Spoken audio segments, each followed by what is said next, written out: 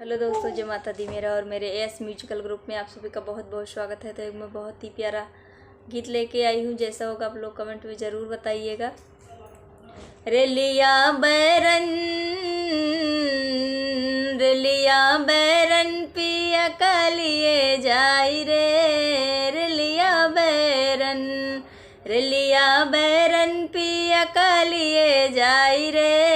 रेलिया बैरन जौन टिकटवा से पिया मोर जई है। जौन टिकटवा से पिया मोर जई है। पिया मोर जई है हो, पिया मोर जई है।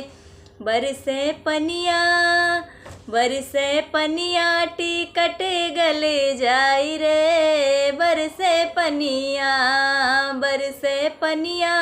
टिकट गले जाई रे। बरसे पनिया रेलिया बैरन पिया कालिए जाई रे। रेलिया बैरन जौन सहरिया का पिया मोर जई है। जौन सहरिया का पिया मोर जई है। पिया मोर जई है, बलम मोरे जई है। अगिया लागे सहर जल जाई रे। अगिया लागे सहर जल जाई रे। रेलिया बैरन पिया कालिए जाई रे। रेलिया बैरन जौन साहबवा के पिया मोरे नौकर। जौन साहबवा के पिया मोरे नौकर। पिया मोरे नौकर, बलम मोरे नौकर।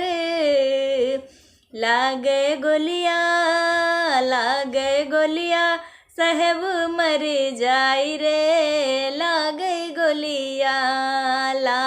गोलिया साहेब मर जाई रे। रेलिया बैरन पिया कालिए जाई रे। रेलिया बैरन पिया कालिए जाई रे।